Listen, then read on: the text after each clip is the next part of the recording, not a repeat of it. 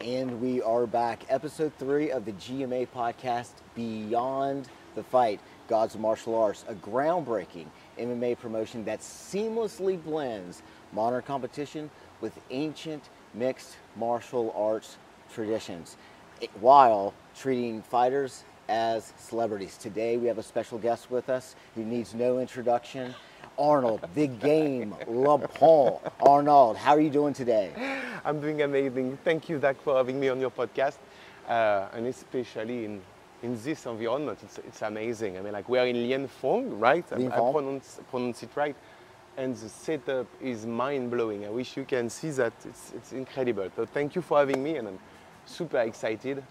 A bit anxious, but I'm very excited. Let's do it. Let's start. Yeah, but let's stop for a second. You know, this is your first time here at Lepont. First time. And it's there's a very different feeling here than most places that I've been in. You know, in Vietnam and throughout Southeast Asia. What kind of feeling do you have when you're here at this Lepont? It's unique. It's you feel you are like, yeah.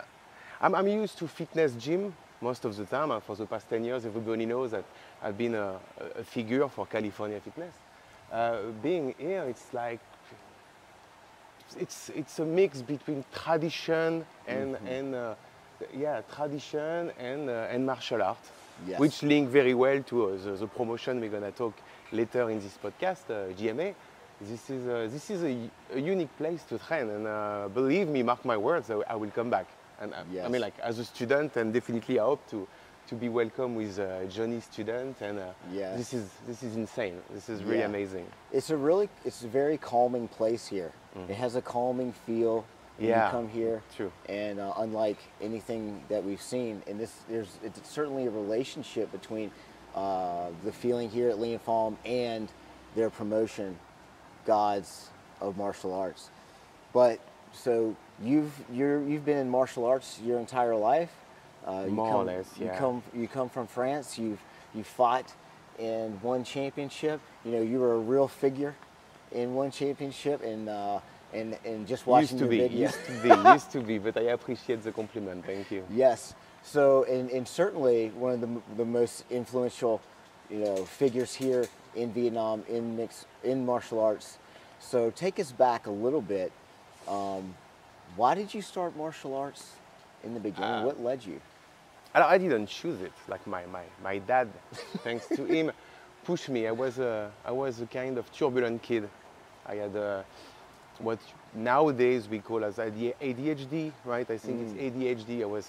I had some problem controlling my energy. So my dad thought it was a good idea to put me in martial art, which was karate back in the day, karate Shotokan.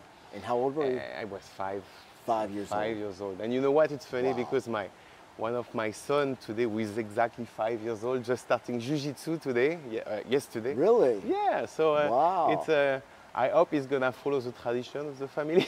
I will not call that tradition, but like, martial art really saved my life at many levels. And I'm not talking cage fighting. I'm talking martial art. I'm still a big lover of all the traditional martial art, Vietnam for sure, but karate. And I was 5 years old, and my dad thought it was a good idea to put me in martial art to canalize this excess of energy. And thanks to him, I am where I am now, because if he would have not done that move, I would be in a different place, different world, I guess.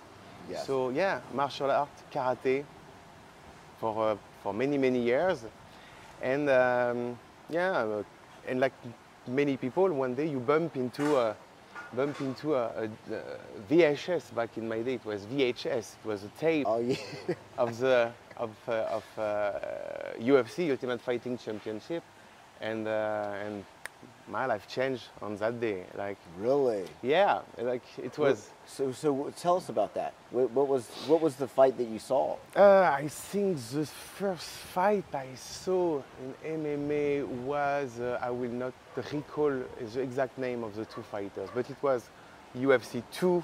Okay. Royce Gracie, yes. Sure, was winning the tournament, and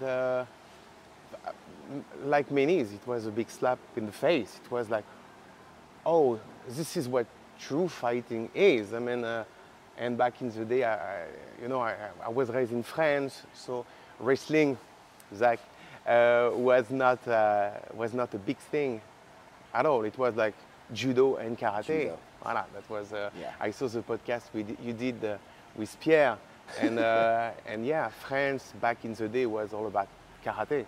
So I had no choice than starting Yes. by karate. And then one day, like every teenager, you think that because you've done like 10 years of karate, you know how to fight, and you have your first real fighting experience outside of the dojo, and you get your ass kicked totally, destroyed.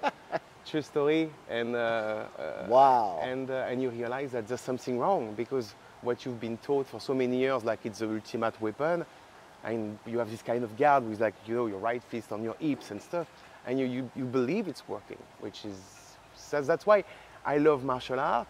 I will always be a forever protector of martial art. I think it's something that has to be taught. Yes. But when it comes to efficiency, you have to pick what's best in each style. And that's why wrestling is that important. Zac is a very well-known and famous wrestling coach in Saigon. And you have to get the best of the striking world. So you have to get like the Muay Thai mostly, because we know Muay Thai is efficient. And on the ground, you have to get these BJJ skills that all together are going to create MMA. That must have been a very life-changing moment, because to get my ass kicked. You did martial arts for how many years? Like what, 7, 10 years, right? How old were you in your first fight? My first unofficial fight, I was 15. I mean, like I was still a teenager. I was in school. I had this beef with a guy of an higher grade, and I was young. I believe like I could kick anybody's ass, and no, I got my ass kicked, and that's why even now I love to. What was it like? What were you thinking? Like, am I doing like? No, at the moment, before I thought that I had enough experience in martial art to beat anybody's, and no, it was like it's not real life. Martial art is martial art. Voilà. It's a tradition that will live forever, but it's not fighting. It's not fighting experience. It's not. And like I always say, you learn more from a defeat than a victory. Like you always grow after losing a fight, whatever it's. Yes, in the street, which I always tell anybody not to do because it's dangerous. But I just put that as a comparison. Like everybody asks me, like, what was your biggest moment in your career? Blah blah blah. You had 17 pro fights, and it was not in victories. It was in defeat.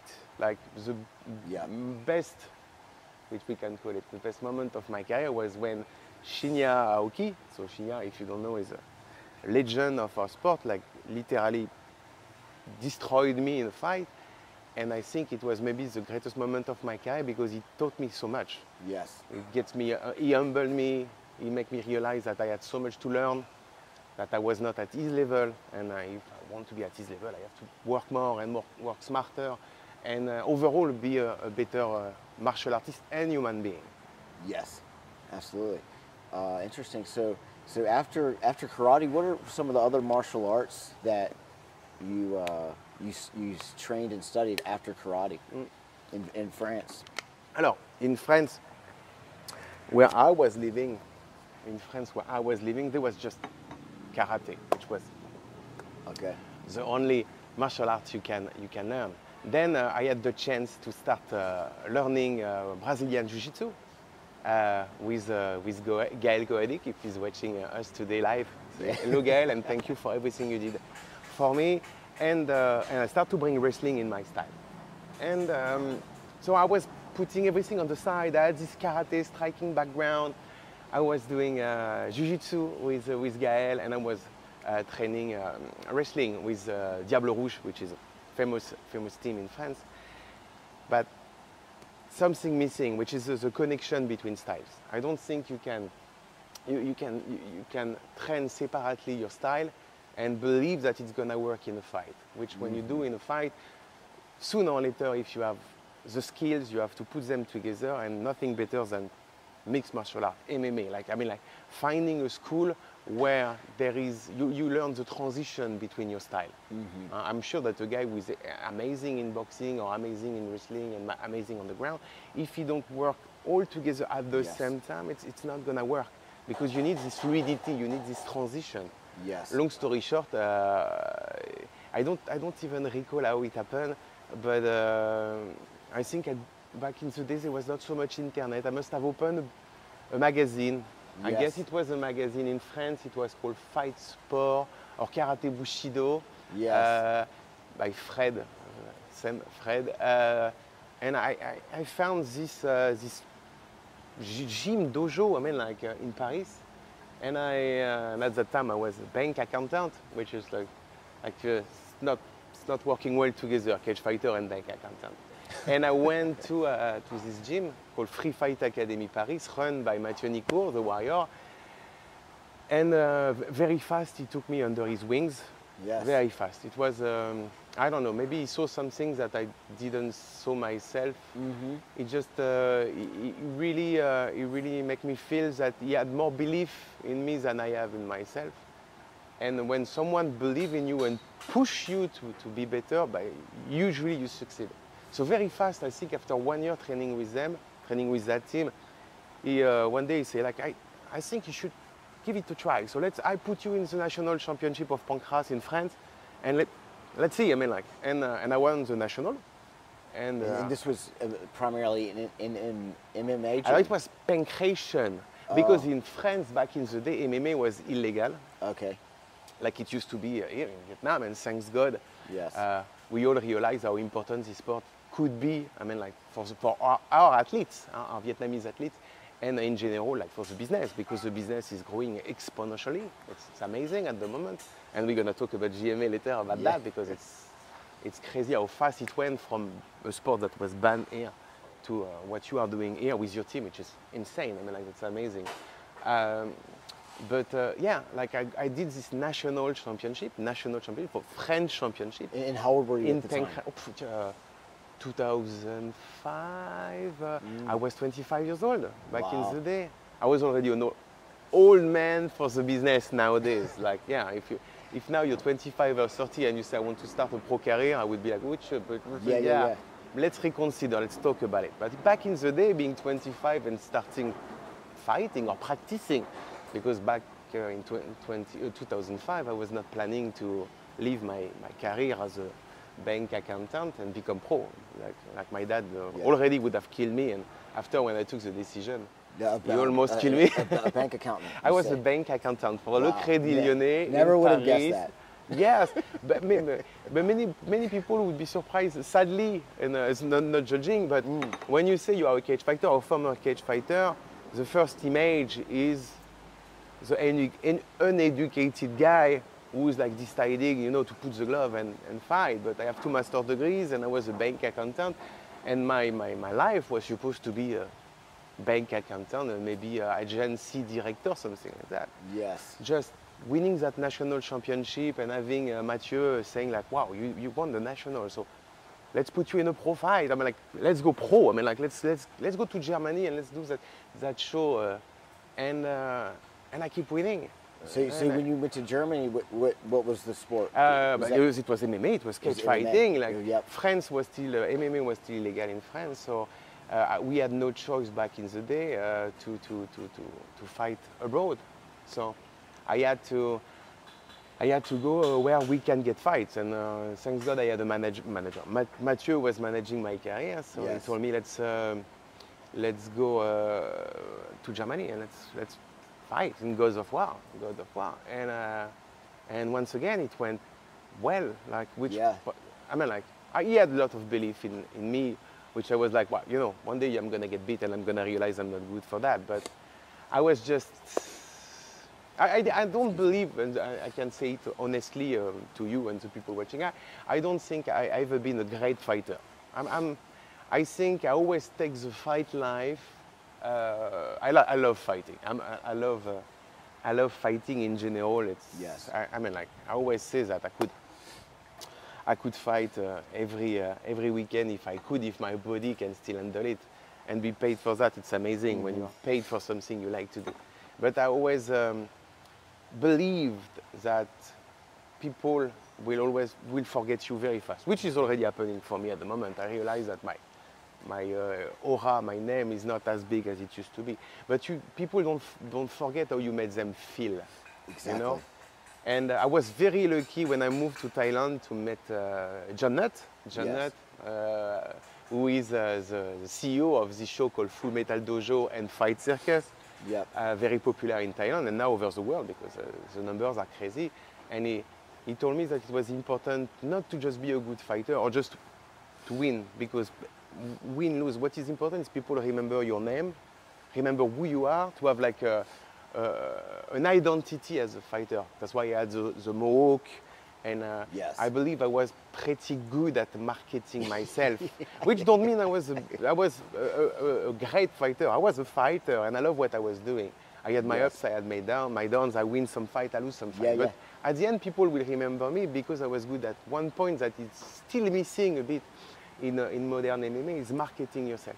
Without having to trash talk to your opponent. Nowadays, like, it seems like marketing is talking bad about your opponent, and either, like I see what's happening in Russia with the show, either fighting before the fight. I mean, like, I come with a generation where we don't need to talk bad to the opponent to promote the fight. You can do it a different way. Yeah, of course. Yeah, so let's slow down just a little bit. Yeah, sure. Your career is just so packed with so much detail, you know, in Europe, here in Vietnam. So, but you made a really good point. You know, people might forget what you were wearing or what you said, or but they're never going to forget how you made them feel.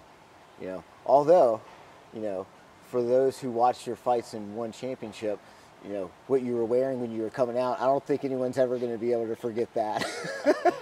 And I think it's very impressive. You want to talk a little bit about the marketing, the approach back then, because it was very, as you said, you know, it's very different back then. I will not pull the blanket on me, but I believe I was one of the very first. And once again, I will give the credit to who it belongs. I will give the credit to John Nutt, who keep reminding me how important is that people want to see you. And people don't care. I say people will forget if you win or you lose a fight. I mean, like, in the business, it's sad, but it's true. It's like that. But people will remember, yes, your identity is the entertainment part of the fighting. And that's why GMA is doing something extremely brilliant. It's like the entertainment level is in another dimension. It's insane what you're doing here. I wish you can see here the setup that is in front of me. It's insane. But yeah, I came very fast. I was a big, I can call myself fan of the Pride Fighting Championship days. Yes. Sakuraba, Kazushi, Wanderlei Silva, Fedor, but especially Sakuraba Kazushi was a Japanese fighter, the Gracie Hunter, and he was well known to make those crazy entrants and entertain people in the fight, even if it was putting himself in jeopardy. So I was like that, and I also like to say that everybody can be a champion in the gym. You know, like I like to say. Leo Pinto, a Muay Thai fighter, French fighter from Thailand, was telling me that everybody can be a champion in the gym. It's a whole different level to be in the cage when the camera is rolling and you have like 20,000 people, or more. I mean, like, I think the last ONE FC show was something like 8 million views. Wow. So it's massive. I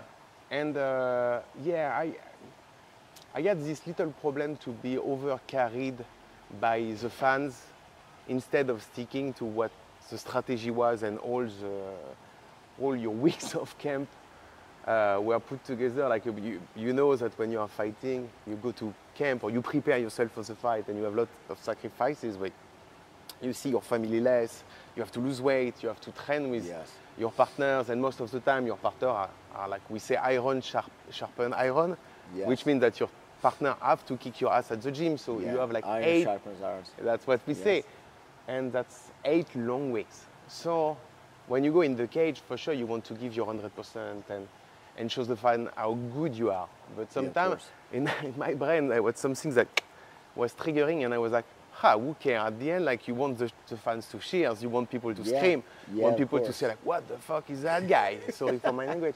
And sometimes I was just throwing the strategy away.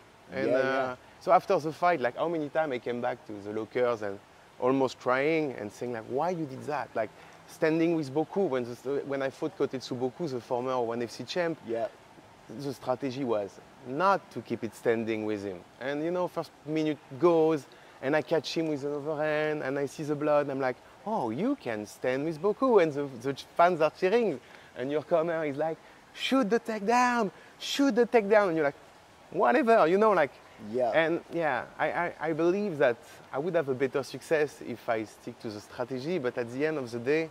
So that brings up a question, you know, a lot of, if you look at UFC One Championship, a lot of the fighters are based in like if I were an MMA fighter, which I'm not, I'd be a wrestling. You could a wrestling focus. I mean, maybe if I was 20, maybe, but I turned 40. Exactly. You turned 40 this year.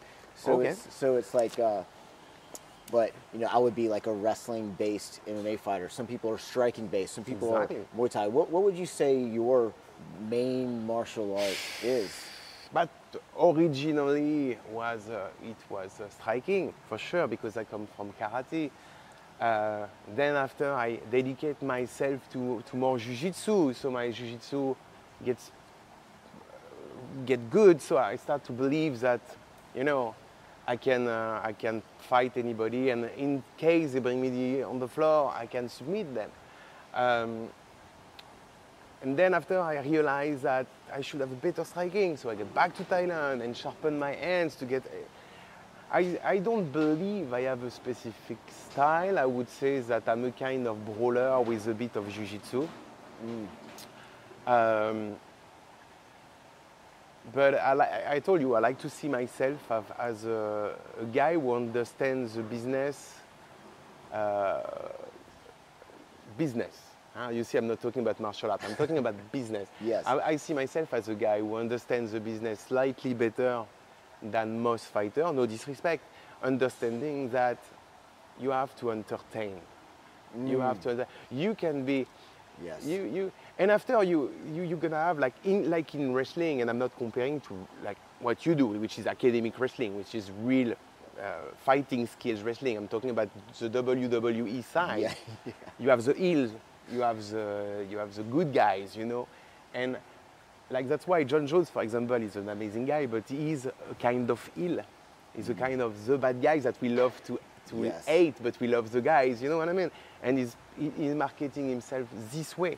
Yes. You have GSP, for example, who is on the other side of the fan, and he's the ultimate good guy, you know? Yes. So. Me, I think I was a good guy who knew how to sell his image pretty well. That's it. But voilà. Let's talk about that for a second. It's very interesting because let's look at Conor McGregor. You know, what an entertainer. He's such an entertainer. Whether you love him or hate him, you're going to watch it. He did a lot to grow the UFC. Now we look at, I mean, it's when people who don't even know what MMA is know who Conor McGregor is, right? And then we look at grappling today. You know, we look at Craig Jones and what he's done for the sport. How many ADCCs has he won? None. But there's a lot of ADCC champions that no one knows their name, but everyone knows Craig Jones because he's such a great marketer, and he does such a great job of bringing grappling to the world in an entertaining way, and which also provides opportunities for jiu-jitsu around the world. And just watching a few of your fights this week in preparation for this podcast, you know, the way that you came out, you know, in the way that you were dressed, you know, it was very impressive. Can you tell us a little bit about, you know, the transition, like while you're doing the marketing, and then you have to transition that marketing business mindset to once you're in the cage and now you've got to fight? Because I just basically explain what was my problem. I think all over my career, sadly, when I was in the cage sometime, even if my brain was telling me now it's fight time, you know, now it's fight time, now you focus, entertainment is finished, now you're here to win. And sometimes my brain was not responsive, and I was hearing the worst part, the best and the worst part of my career is when I had the chance to fight Shinya Aoki. I just beat one of his best students like 6 months earlier. It was Brian Choi. Yes. I beat Brian Choi, and voilà, like the euphoria of the win, you're over, the egos popping. You say, oh, I just win like a huge fight in one championship. I'm the future big star. And I always been a big fan of Shinya Aoki, huge fan. So like they come, they give him the mic and they ask me what you want next. And I'm like, I don't want a fucking belt. I'm not here for the belt. I want here for the fight. So you give me Shinya Aoki. And people were like, what you just did? Like, oh my God. So I called Shinya Aoki. And that's where I come back to your question. I do the fight. If I do the fight, I do the preparation. I do really good preparation. I had my own difficulty, and it's not an excuse. I had staph infection. I had my coach back then was a bit special, but he was such a great guy. I do everything properly, I swear. And do my entrance. And when I'm in the cage, biggest mistake of my career is to see my opponent as me as a fan. Like Shinya enter in the cage. And the music Baka Survivor start, you know, the song of Shinya, yes, which everybody knows, Baka Survivor.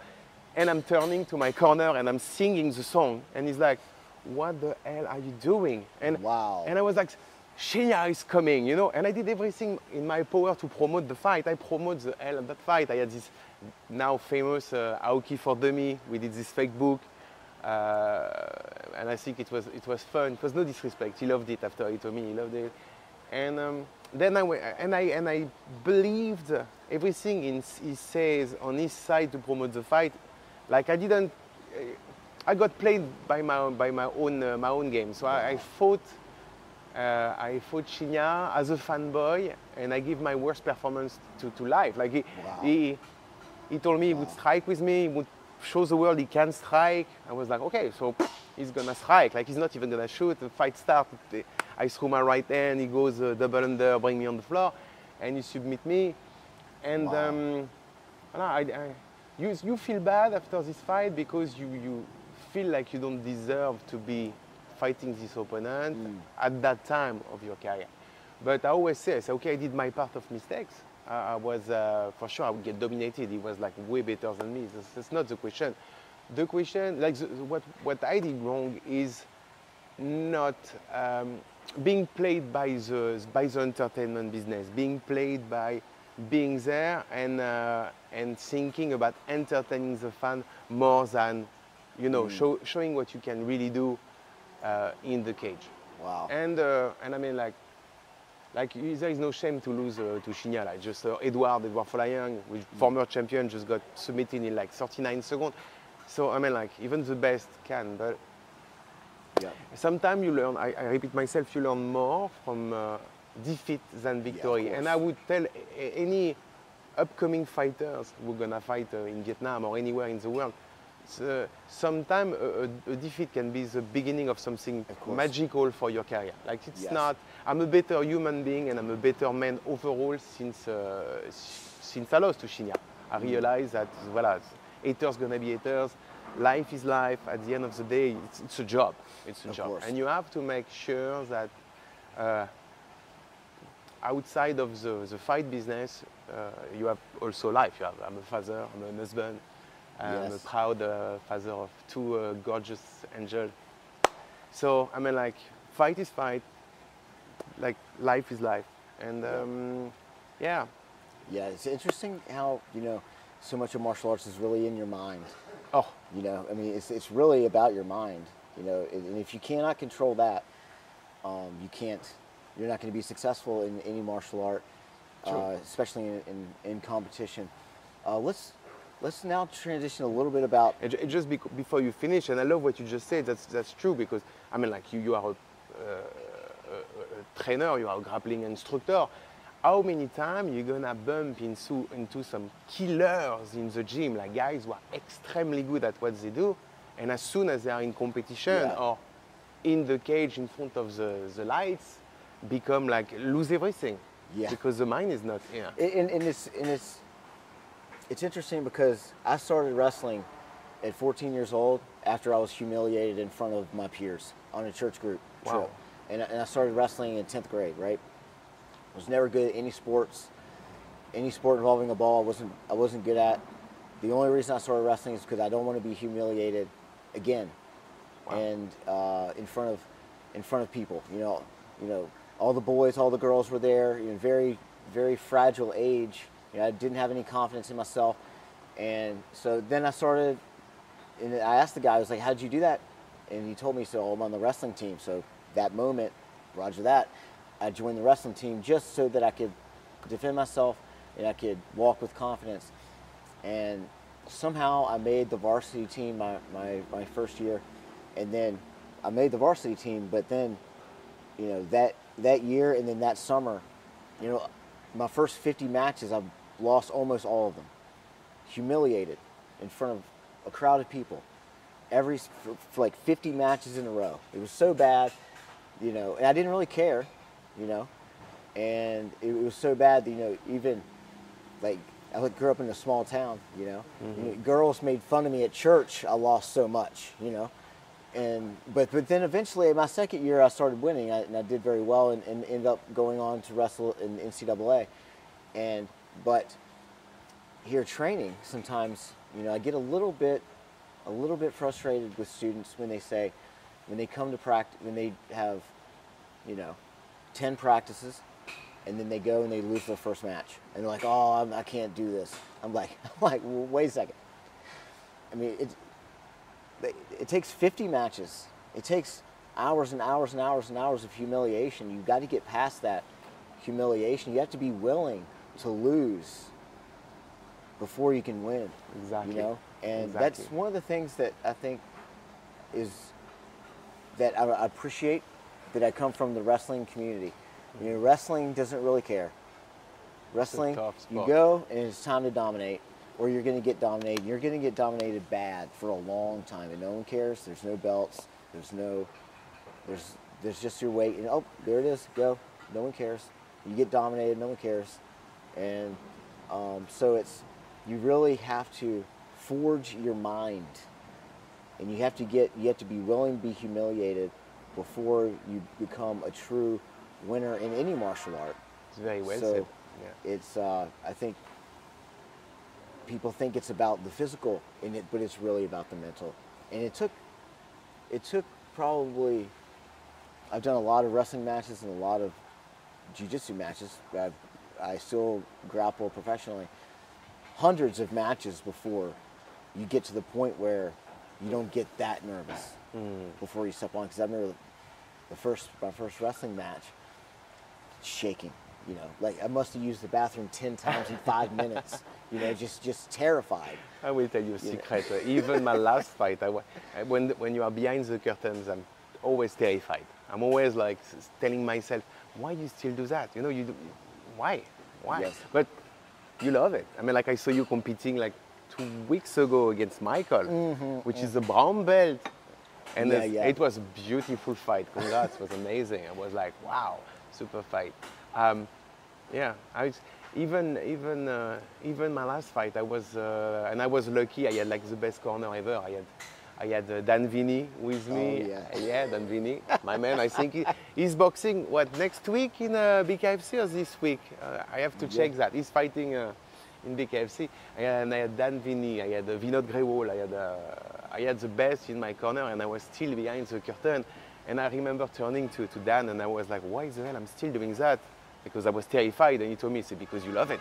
And everything go down, the music start, and as soon as we say the best moment of life are when you cross this fear. When you go over the fear, you have the best moment of life, even if it's in defeat or in victory. At the end, it's some stuff that in 50 years, when we will be old men, you're going to have this smile on your deathbed saying, I did that shit, you know, that very few people do. So, absolutely. Like, so yeah, like you lost your first 15 match in wrestling, and now you are this successful professional grappler. So I mean, like sometimes it's not very important. You have to hang in there, and defeat is part of the process of being better. So it's about yourself. Yeah, it's about yourself and overcoming those challenges, right? Exactly. So now let's, you fought in Europe and you did a lot of MMA and things, and then eventually you moved to Vietnam. Why did you move to Vietnam? What was the? Alors originally, long story short, I was in Thailand and I realized that the market, if we can call it like that, the business of martial art was a bit saturated, and we know why, because the Muay Thai industry is that big in Thailand. I had a friend who had a concept gym in Vietnam, and he asked me if I would like do the same, but maybe in Hanoi. So I opened my gym in Hanoi, give it a try, but the public was not yet ready for the concept of cage fighting. And I understand, because when you see a cage, when you see the way we train, it's like back in the days. So I go back 2009, 2010. It was still like a dog fight, and the image was not beautiful. It was not socially acceptable. So it took a bit of time. So the gym didn't properly work. So I have to find a way to work, and I went to Thailand at first, and that's how I met John Nutt. And John Nutt technically put some food on my table. And he said like, you were a good cage fighter, why you don't fight again? You can make money and live in Thailand. And that's what I did. He built this incredible show back in the day called Dare Fighting Championship, which is I would say it's a bit on the same concept of GMA, because they want to do something so different that it's never seen before. Yes. So our GMA more on the part traditional martial art and this kind of kickboxer movie vibes. But Dare Fighting Championship was more on the underground. If you've seen that movie, Never Back Down. I was looking for the Never Back Down. There is a movie, Never Back Down, on the MMA. And he was trying to recreate that, like a cage in the middle of a nightclub. And people smoking by the side of the cage and drinking beer. And you have to cross the crowd to go inside. It was insane. And it was $1 million tournament for the winner. So like for sure I would do that. I mean, like, who would not go in the cage for $1 million? And I got a couple of fights with them, and I win. And I overheard that the business was not going that well. Yes. And the show maybe would never, like the $1 million would maybe never happen.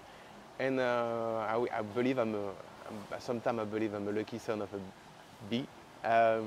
On the day I fought for it was quarter-final or semi-final. I fought, sorry, I forget his name. No, it's not gonna come back, but I was in the semi-final, and it was at that time, it was a big fight. It was a big fight. It was the MMA fight of Thailand. Yes. I did my part. I entertained the crowd. We can find the fight on internet, go like walk, get that fight. On the brink of defeat, I win the fight.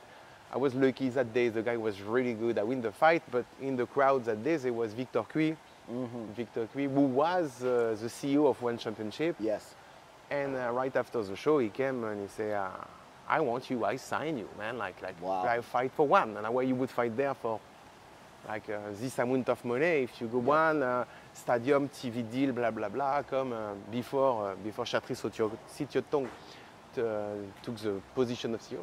And and this is the story. I was like, I'm gonna gamble to get $1 million when I can eventually fight on the biggest stage of all in Asia. Yes. Went there, and in Malaysia, fight Choi. And also to come back to your question, why come back to Vietnam? It's because first I had a son who was half Vietnamese, so I would prefer to be by his side than being on the road forever again. Of course. So I'm a daddy before being a fighter, so I took the decision to move back to Vietnam and try my luck. And I've been very lucky because a couple of months after coming back to Vietnam, the brand California Fitness decided to sign me on an exclusive deal with them. Lucky me. and secretly telling me that the target was very soon to open the first UFC gym of Asia, because there was no UFC gym back then. And giving me the project to expand the brand and make it successful. And I was a bit speechless when I got the information. I was like, okay, for sure, let's do it. I mean, like, so it shows that it's important to be a good fighter, but also have skills when it comes to marketing, management, and you cannot just be a fighter and not think of the afterward, what you're gonna do after your career.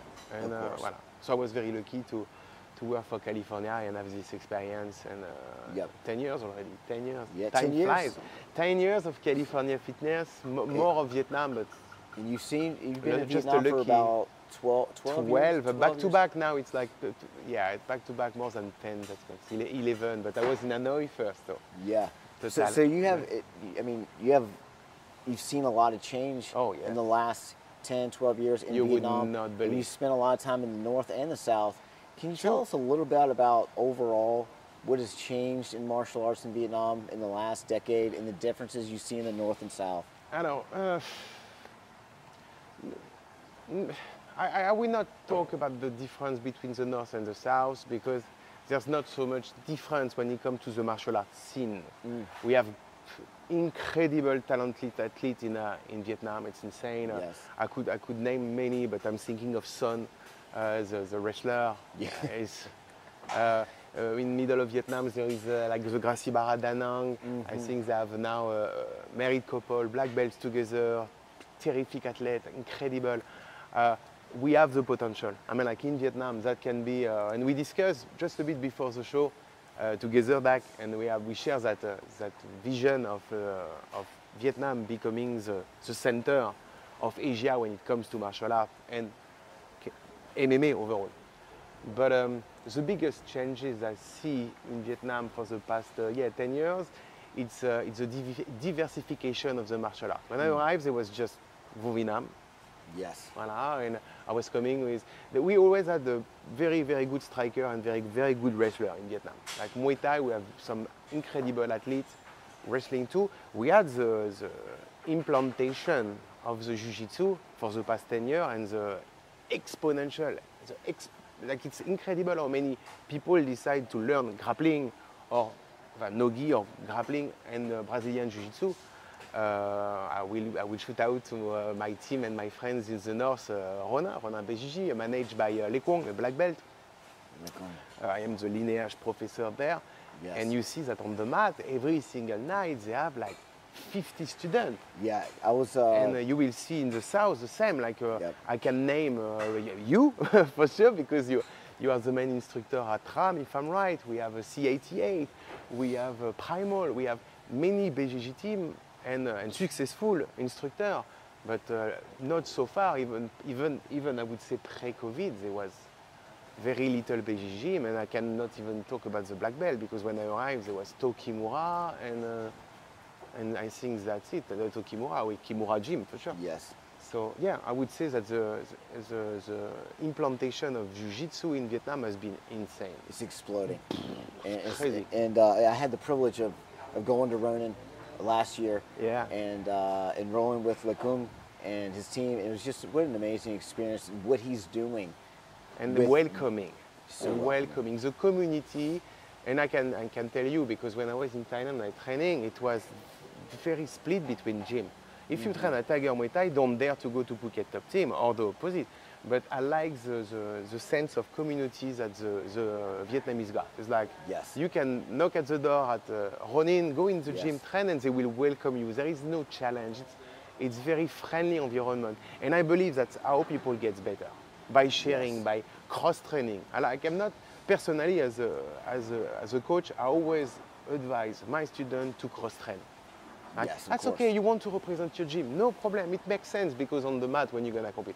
But outside of that, if you ask me, I would say, go any gym you can, or dojo you can, and share, and gain experience, and show something, and they're going to teach you something in exchange, and that's how it should be. Like you are making at the moment it's a Saigon super fight. Saigon super fights, yes. That's brilliant. I was about to say the F word again.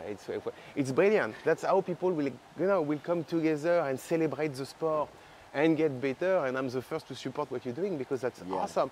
And I think we should all strive to be that open-minded about the sport. And competition is important, but sharing is more important. I think it's one of the beautiful things about the grappling community here in Vietnam is we have a lot of mostly small to medium-sized gyms, and we're all working together to allocate resources, to create opportunities for one another, and cross-training is, for the most part, widely accepted here. And we have a lot of different gyms with a lot of different styles that you can learn from. And exactly. And if you're an up-and-coming grappler or a martial artist, you can just freely go and train without having to worry about, any repercussions or drama or anything like that. And that's how you truly get better as a martial artist. And as you mentioned, the Vietnamese and the expat community blend very well together. When it comes to martial arts, we teach each other and we learn from each other in a way that I haven't seen anywhere else in the world. I agree. Really. I agree with your statement. That's true. That's true. And I don't have a BJJ gym in the south because I'm a California fitness instructor. And as you know, I realized a couple of years ago is that it's easier to support my family by focusing on the fitness industry. Of course. Because the martial art is a niche. Yes. So I focus on crossfitting, Hyrox, and teaching overall my students in conditioning training. But in the north, I know that Ronin BJJ is, and when I use the word killing it, I mean they are really trying to make an impact in the jiu-jitsu community, and that's why I'm so proud to have Lepont at the top of this pyramid. In the north, I think they are really doing amazing. After in the south, like I just said, there is many gyms. I think we have more BJJ gyms, and that's a good point. I think the more we have, the better the level, the overall level will grow. Yeah, absolutely. Let's talk a little bit about now. You had a great fighting career, and then your transition as a coach, and your impact on students, and how that relates to the fitness community. Impact, I don't know. I'm a lover of martial art because it's in my blood since I'm a kid. As I just said, I realized pretty early in my professional career, that I will not be able to do that my whole life. Fighting is a very, very tough sport, like wrestling. We both know that when we pass 40 years old, the body don't follow the same than it used to be when we were 20 or 30. So thanks God, I work for California Fitness, which helps me to teach students to stay healthy and walk the fitness life. So it's easier for me nowadays that I'm 45, to focus on Hyrox, to focus on a Spartan race. Why? Because you're gonna tell me why you just don't lift weight. Because I like to compete. It's something that I like to challenge myself, and not to beat people. Just I like the challenge. A bit like GSP. I never like to fight for fighting. I like to go in there telling myself, oh, you can do it. You can. You have enough courage to step in the cage and do it. Whatever's gonna happen, win, lose, injure yourself is not important. But I like the fact of proving myself that I'm wrong. You're too old. My wife would say, you're too old. You're done with that. She already stopped me from stepping one last time in the cage. So at least I can do some Hyrox, I can do some Spartan, and I have this kind of of feeling of trying to challenge myself, of finishing, making a good performance. I'm very lucky that at the first two PFT Hyrox in Vietnam, I finished first on the 2-1. I was I'm still I'm in the middle-aged man, but I'm still, my fitness condition is still okay. And the last Spartan race in Thailand, I did it was in Phuket, and I did the first of my age group. So I was for 45 years old man, I'm still good. But it's challenging yourself. It's just about trying to not stay at the top, but to still win. Of course. You know what I mean? Like we are not getting any younger. So if I can enroll myself in those events, knowing I'm not gonna like finish with a broken arm or stitches or, you know, it's I still have the tingles, the fun effect of the fight without the danger of coming back home with some problem, neurologic problem. So So doing fitness with my student, and I love it because I can spread. I'm passionate about staying healthy and trying to be a better human being. And when I say human being, no, like physically wise. Yeah. So love it. I don't know how long I will be able to do that because time is ticking. But it goes by so fast. Yes. We know. But you're so lucky you don't look 40, so it's okay. Thanks. Well, I was talking about that. I'm 40. I got another 6 months of being 39. But okay, so now you have a lot of experience with a lot of different promotions and things like that. I do. And so I really want to get, as we get toward the end of our show today, a little bit of perspective on what you see as the future of MMA and what it means for the fighter. For example, you know, you have one championship, you fought in some promotions in Thailand, some promotions in Europe, and now we have, you know, a new promotion, Gods of Martial Arts, that in a very unique way celebrates the fighter, promotes the fighter, and really respects ancient martial arts traditions. What do we need? What do you see the future of MMA? Because MMA is relatively new. It's what, maybe 30 years old, you know, on the global scene. What do you think the MMA scene needs moving forward? We just discussed about it right before the show and all week leading to that podcast. I think you and your team are doing the right move. Like, I mean, like personally, and I will not offend any federation, and I'm very lucky to sometimes support the VMMAF, the Federation of Vietnam. That you were one of the first. You were the first wrestling coach, and I help with the MMA. They have a show called Lion Championship, and they are doing very well. But I really do like what GMA is doing on the entertainment and marketing point of view. Like I was lucky enough to see the show in Ocham, and I personally watched too many MMA fights in my life. Like maybe, I don't know, maybe 1,000. I watch 1,000 fights.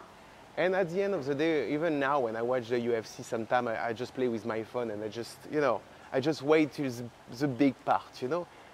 But watching and being part of this experience, the GMA show, is unique because I watched your podcast with Pierre last week, and he was comparing. He was saying, "Oh, it's like Bloodsport." No, Pierre, it's look like Kickboxer, the movie. It's exactly like that. You have the setup, you have the banner, you have the rope, and it's something to witness with your own eyes live.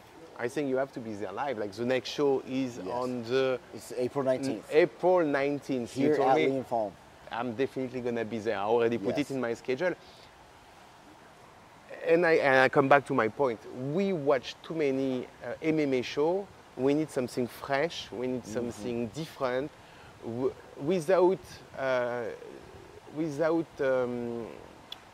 denaturing the origin of martial art.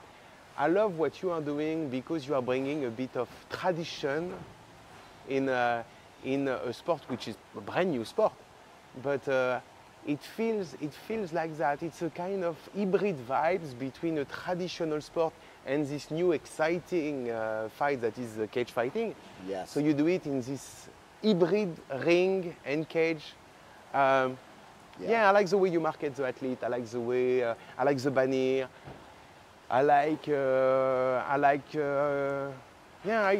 It was very difficult for me to watch the show and find a negative point. I was like, wow, what they are doing is right. Yes. What they are doing is right because they promote the athlete right. It's different, it's unique.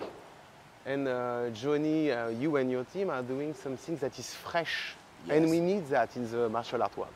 Yeah, it's amazing. It's a truly magical experience. Yeah. You know, not just the fighters are treated as celebrities, and they interview them and they tell their story, and the audience can see their story.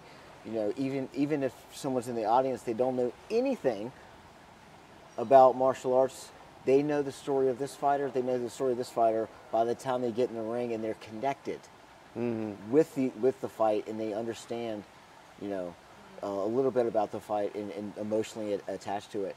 And if it's truly amazing. It's a magical experience to be at a Gods of Martial Arts show, and I encourage anyone to go. We have 8 events this year, 4 Vietnamese only, and 4 international events. As we all know, last year we had 3 Vietnamese events, all of which improved significantly. That's led to the final in December, and this year we're adding 5 new countries. Wow! So we have Cambodia, Laos, Malaysia, Myanmar, and Thailand, and they are bringing their own ancient martial arts traditions here to compete on in an MMA rule set. And now, what's going to happen when we have these ancient traditions like Lethwei, Kun Khmer, and then now we have like a relatively even playing field in an MMA, the globalized rule sets the same as the ONE FC. It's going to be an interesting year, a very interesting year. It's going to be worth watching, yeah. 8 events that we can watch here in Vietnam. So wow. it's a magical experience. The first one's less than 2 weeks, April 19th. And I will be there. Yeah, we will be here. It will be definitely, right here. Definitely. And I already have a glimpse at the setup, and I'm like, wow, that's going to be something to witness with my own eyes. Yes. Yeah, can't wait for it. And wow. really excited for you to be here. And we'll talk to you after the show, and just to get. Is there anything as we wrap up the show? Is there any stories you'd like to tell? Any maybe funny stories you've had in your career you'd like to share? Because we've gotten a lot of requests. But I can tell you I almost. Alors, a quick story, but a funny one that I will tell you. Back in 2012, and I'm gonna make it shorter. So, you have to know that fighters, when they fight in high-level competition, they cut weight. So we have to usually, depends how you do it. Back in the day, we used to do it in a sauna. Then nowadays it changed. We do it in a hot bath with some salt. We have techniques to lose a lot of weight and get the advantage of the change of categories. So long story short, back in the days I was one of the Muay Fit member, one of the Muay Fit fight team, and there was like professional athletes like Eric Kelly, Peter Davis. And then comes the day where we cut weight. And I bought an Albolene, brand new pot of Albolene to go to the sauna and help myself lose weight. So Albolene is a cream that you put on your skin. It helps open the skin, so you sweat faster. Anyway, long story short, me and Eric and Peter Davis, we go to the sauna because early in the morning we have to lose weight, and you have to know that at that time you don't have food for the past 2 days, you don't have water for 24 hours, and you still have like 2 or 3 kg to cut, and it's a nightmare. And everybody is very cranky at that moment. Put Albolene, I give the pot to Eric. Eric is like, okay, I go to the sauna, and there is a whole Gracie family in the sauna. It was before I became good friend with Renzo Gracie. At that time, I don't know Renzo, I don't know the family. Oh, Renzo. Wow. And I go in the sauna, start, I do my first set in the sauna, go out of the sauna, and I see one of the members of the family going in the sauna with an Albolene pot. And I'm like, wow, that's same brand, same mark, same color, like it's crazy, it could be mine. So I'm like, oh, okay, cool guys, that's up. And I go out and I say, Eric, where is the Albolene? And he's like, oh, but I put it on the top of this locker. So I go, no pot of Albolene. So I'm like, like you're tired, no offense, you're a bit stupid. You're like, don't tell me that they just take it without asking me. That's the least you can do is asking, can I borrow it? So I go back to the sauna, check again, didn't find, so go back to the sauna, and I'm like better ask, So I say like, ask. It was was not Renzo, it was Roger Gracie. And I said like, why you got that? And he's like, well, I bring it from the States. And I'm just like, okay, like, but you didn't take it from the locker. And the tone started, you know, going really high in the sauna. And the Gracie family started to stand. And I was here with Brandon Kessler and Peter Davis. And end of the story. So, but that's funny because I was wrong. And after I apologized to the family and I apologized to Renzo. And so I'm literally face to face with Roger Gracie, with this big dude. And you can feel the tension in the sauna. And I'm like, wow. No F given, it's gonna go down right now. And I swear, you can hear a fly, you know, passing by. And stupid me. And at that time, at the exact perfect time, you know, like a funny story, the door of the sauna open, and Eric Kelly comes with a pot of Albolin, and he's like, did I miss something? And then, like, literally, he had my pot, but he told me to put it there, but he didn't put it there, and everything went like,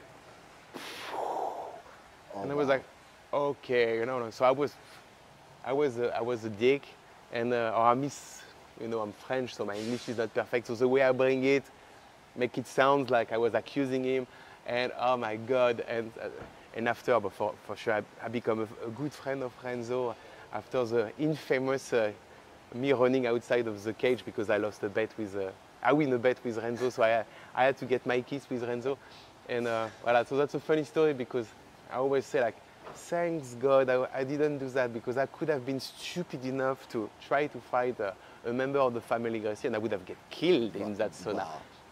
And I was like, and and we talk about that for. It was more than 10 years ago, but we still laugh about it and saying like, man, this day you just could have died for like your stupid mindset. So it's a funny stuff. But voilà, so yeah. Wow, very funny. What an interesting story. Yeah, I'm not sure, but that's funny. With Gracie, with Hodger and Henzo. You know? Oh yeah. And Renzo, if you're watching, loves the guy. He's such a cool dude. Yes, great. Thank you so much for being on the show. As we wrap up, this is Gods of Martial Arts Beyond the Fight, episode 3 on the podcast. Again, we have 8 Gods of Martial Arts events this year, 4 Vietnamese, 4 international. The next event is less than 2 weeks here at Nguyen Pham in Ho Chi Minh City on 19 April on a Saturday at 6 o'clock. And then we have 7 other events that lead into the end of the year in December for our international grand finale, Gods of Martial Arts. Thank you so much. Thank you, Zach. It was really my pleasure. And yes, absolutely. Wish you the best. Yes, thank you so much. My pleasure, Zach.